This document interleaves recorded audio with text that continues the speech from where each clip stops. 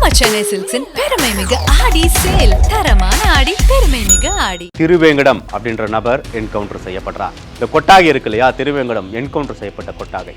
அங்க உட்கார்ந்துதான் ஆம்ஸ்ட்ராங்கை எப்படி கொலை பண்ணலாம் அப்படின்னு அந்த கூட்டாளிகள், அந்த கூலிப்படையினர் திட்டமிட்டதாக ஒரு தகவல் போலீசார் தரப்புல இருந்து சொல்லப்படுது. ஆட்டு தொட்டி அப்படின்ற பகுதி கிட்ட வரப்ப திருவேங்கடம் எனக்கு இயற்கை உபாதை கழிக்கணும் அப்படின்னு சொல்றாரு காவல்துறை கிட்ட. திருவேங்கடம் ஃபிராக்ஷன் ஆஃப் செகண்ட்ல அங்க இருந்து சுதாரிச்சுக்கிட்டு தப்பிக்க முயற்சிக்கிறார். 2015 பகுஜன் சமாஜினுடைய திருவள்ளூர் மாவட்ட தலைவராக இருந்த தென்னரசு கொலை, இந்த கொலை வழக்குல முக்கிய குற்றவாளியா இருந்தவர் தான் இந்த திருவேங்கடம் அப்படின்ற நபர்.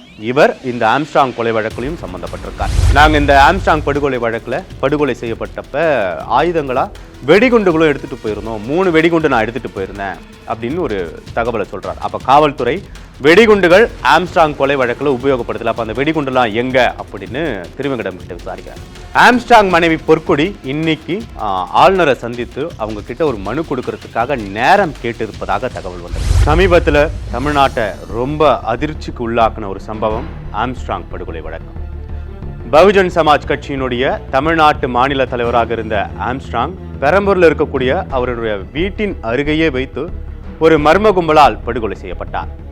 இந்த படுகொலையை தொடர்ந்து இந்த வழக்கில் கைது செய்யப்பட்ட 11 பேர்கிட்ட விசாரணைகள் நடைபெற்றுகிட்டு இருக்கு. இந்த சம்பவத்தில் நேற்று 14ஆம் தேதி புழல் வெஜிடேரியன் கார்டன் அப்படின்ற பகுதியில் திருவேங்கடம் அப்படின்ற நபர் என்கவுண்டர் செய்யப்படுறார்.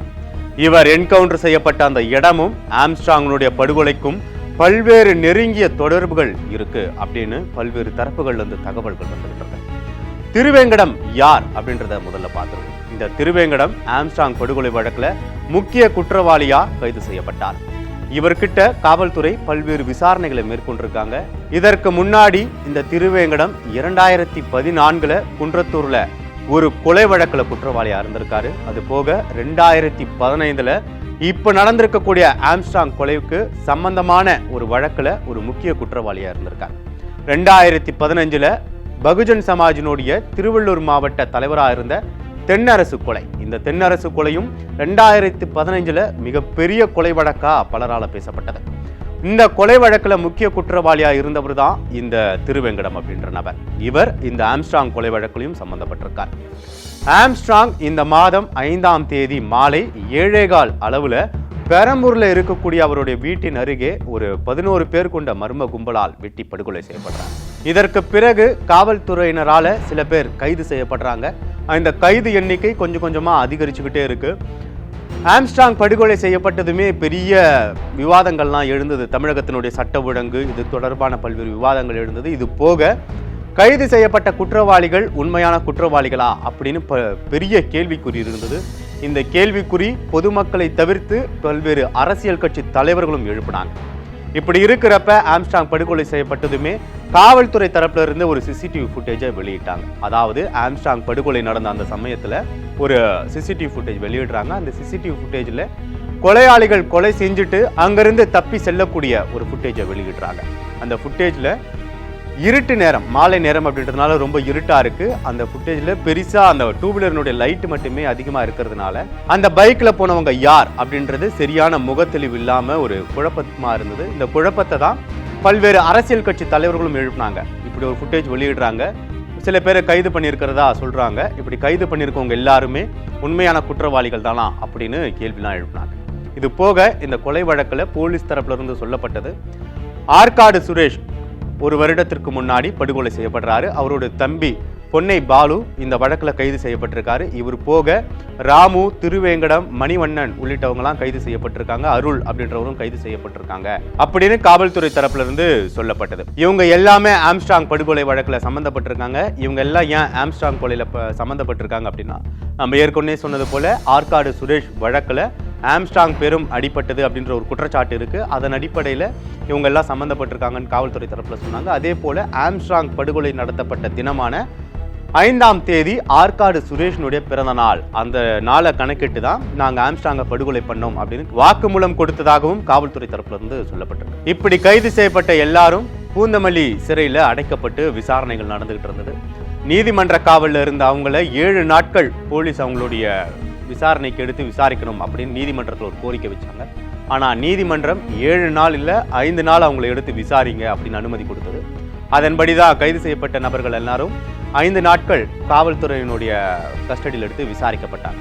அப்போ ஒவ்வொருத்தருக்கிட்டையும் பல்வேறு கோணங்களில் காவல்துறை தனித்தனியாக விசாரிக்கிறாங்க. திருவேங்கடம் கிட்ட விசாரிக்கிறப்ப திருவேங்கடம் சில விஷயங்களை சொல்கிறார்.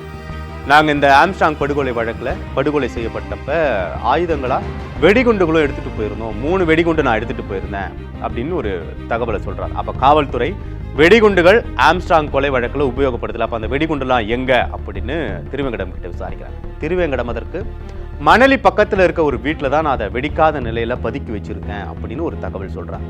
இதுக்கப்புறமா இந்த விசாரிக்கிறாங்க இல்லையா, திருவேங்கடம் கிட்ட காவல்துறை விசாரிக்கிறப்ப அப்போ அந்த வெடிகுண்டுகளை பறிமுதல் செய்யப்படணும் அப்படின்றது காரணத்திற்காக திருவேங்கடத்தை அழைச்சிக்கிட்டு யார் தலைமையில் அழைச்சிக்கிட்டு போகிறாங்க அப்படின்னு பார்த்தோம் அப்படின்னா, Kodungaiyur law and order inspector Saravanan தலைமையில் திருவேங்கடத்தை அழைச்சிக்கிட்டு மணலி நோக்கி காவல்துறை போகிறாங்க. அப்படி போய்கிட்டு இருக்கப்ப ஆட்டுத்தொட்டி அப்படின்ற பகுதி கிட்ட வரப்ப திருவேங்கடம் எனக்கு இயற்கை உபாதை கழிக்கணும் அப்படின்னு சொல்லி சொல்கிறாரு காவல்துறை கிட்ட. காவல்துறை அதுக்கு அனுமதிச்சு அவரை ஒரு இடத்துல இறக்குறாங்க. அவர் இயற்கை உபாதை கழிக்க போறாரு. அங்கேயும் ஒரு காவலர் அவரை கண்காணிக்கிறதுக்காக பாதுகாப்பு பண்ணிக்க போறாரு. அப்படி இருக்கப்ப திருவேங்கடம் ஃபிராக்ஷன் ஆஃப் செகண்ட்ல அங்கிருந்து சுதாரிச்சுக்கிட்டு தப்பிக்க முயற்சிக்கிறார். உடனே அங்க பாதுகாப்புல இருந்த காவலர் அவரை துரத்திக்கிட்டு போயிட்டு பிடிச்சிருக்காரு. பிடிக்கிறப்ப திருவேங்கடம் அந்த காவலரை தள்ளி விட்டுட்டு அங்கிருந்து தப்பிச்சு ஓடுறாரு. இந்த தகவல் உடனடியாக அங்கே இருந்த மற்ற காவல்துறை அதிகாரிகளுக்கு சொல்லப்படுது. உடனடியாக காவல்துறையை சேர்ந்தவங்க என்ன பண்ணுறாங்க, அந்த ரேஞ்சுக்குள்ளே இருக்கக்கூடிய புழல், ரெட் ஹில்ஸ், அப்புறம் மாதாவரம் இந்த காவல்துறைக்கெல்லாம் அலர்ட் பண்ணுறாங்க. திருவேங்கடம் தப்பிச்சிட்டாரு, அவர் உடனடியாக பிடிக்கணும், எங்கே போயிருக்காரு அப்படின்றத நாங்கள் கண்காணிச்சுக்கிட்டு இருக்கோம், நீங்களும் ரோந்து பணிகளை தீவிரப்படுத்துங்க அப்படின்னு சொல்லி காவல்துறை இந்த 3 போலீஸ் ரேஞ்சுக்கும் இன்ஃபார்ம் பண்ணுறாங்க.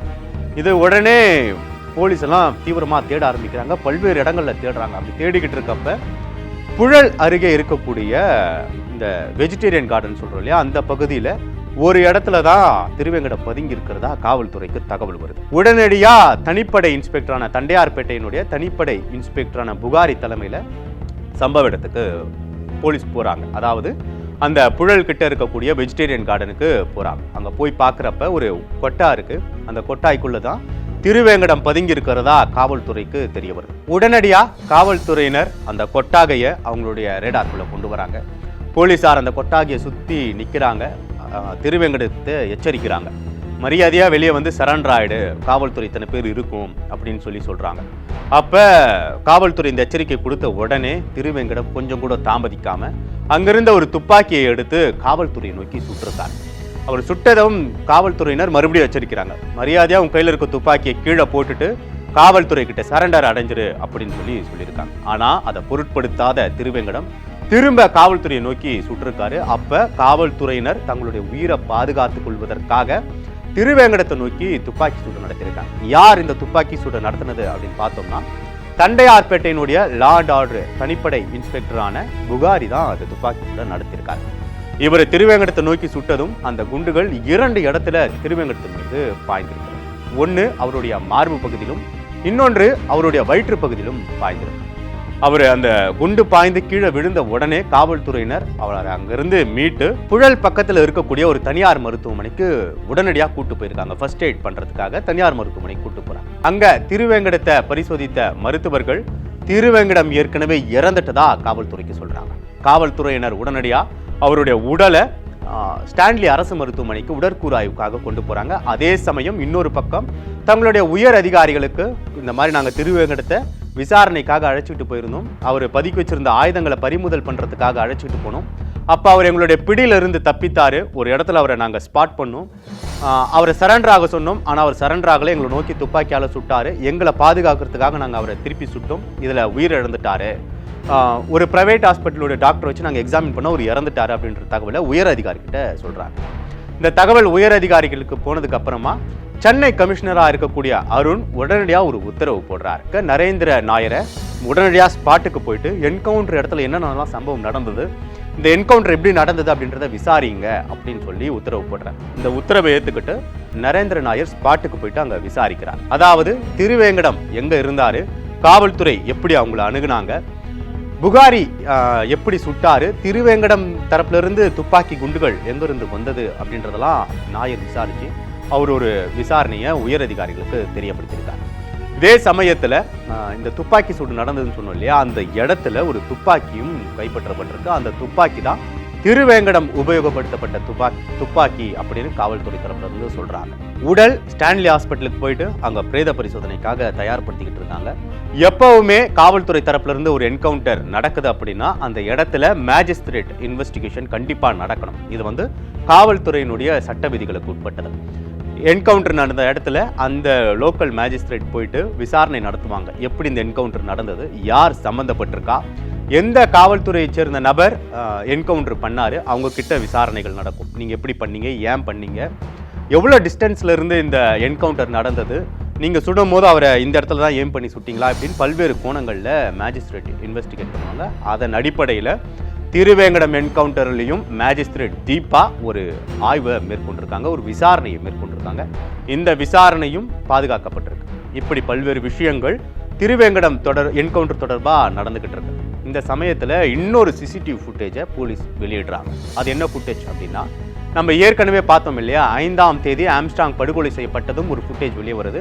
அதில் கொலையாளிகள் கொலையை முடிச்சுட்டு கிளம்பி போன, அதாவது தப்பிச்சு போகக்கூடிய இந்த ஃபுட்டேஜ் வெளியானது. அதில் முகங்கள் சரியா இல்லை. இதை அடிப்படையாக வைத்து பல்வேறு அரசியல் கட்சிகளும் கைது செய்யப்பட்டது உண்மையான குற்றவாளிகளா அப்படின்னு கேள்வி எழுப்பினாங்க. இப்போ காவல்துறையினர் திருவேங்கடம் என்கவுண்டருக்கு அப்புறமா ஒரு ஃபுட்டேஜை வெளியிடுறாங்க. அந்த சிசிடிவி ஃபுட்டேஜில் ஆம்ஸ்ட்ராங் படுகொலை செய்யப்பட்டார் இல்லையா, கரெக்டாக அந்த ஸ்பாட்டில் இருக்கக்கூடிய ஃபுட்டேஜை வெளியிட்டிருக்காங்க. ஆம்ஸ்ட்ராங் எங்கே இருந்தார், யார் முதல்ல வந்தவங்க என்ன பண்ணாங்க, யார் முதல்ல கத்தி எடுத்து ஆம்ஸ்ட்ராங்கை வெட்டினா, அப்புறம் அந்த இடத்துல கூட்டம் சேர முடியாமல் யார் பார்த்துக்கிட்டா இப்படின்ற ஃபுட்டேஜை வெளியிட்டிருக்காங்க. இது போக இந்த ஃபுட்டேஜில் யார் யார் வராங்க அப்படின்றத தனித்தனியாக டீட்டெயில் பண்ணி, இங்கே ஒரு நபர் வராருன்னா இந்த நபர் யார் அப்படின்றத ஏரோ மார்க் பண்ணி அவரோட தெளிவான ஃபோட்டோ, போலீஸ் ரெக்கார்டில் இருக்கக்கூடிய ஃபோட்டோ வச்சு அந்த நபர் தான் இவர் அப்படின்றத அவரோட பேரோடு சேர்த்து காவல்துறை டீட்டெயில் பண்ணியிருக்கு. இதெல்லாம் வச்சு பார்க்குறப்ப திருவேங்கடமுடைய ஃபோட்டோவும் அதில் இருக்குது. இதெல்லாம் வச்சு பார்க்குறப்ப என்கவுண்டர் பண்ணப்பட்ட திருவேங்கடம் ஆம்ஸ்ட்ராங் கொலை வழக்கில் இருந்த நபர் தான் அப்படின்றது வெளியே தெரிய வருதா சொல்லப்படுது. இப்படி விஷயங்கள் நடந்துகிட்டு இருக்கப்ப இன்னொரு முக்கியமான சம்பவம் அரங்கேறி இருக்கு. என்ன விஷயம் அப்படின்னா, ஆம்ஸ்ட்ராங் கொலை வழக்கில் கைது செய்யப்பட்ட திருவேங்கடம் ஆயுதங்களை பறிமுதல் செய்ய கொண்டு போனப்ப தப்பிச்சு போனாரு. அப்போ என்கவுண்டர் செய்யப்பட்டு இறக்குறாரு. இது நேற்று, அதாவது ஞாயிற்றுக்கிழமை காலை 7 மணி வாக்கில் இந்த சம்பவம் நடக்குது.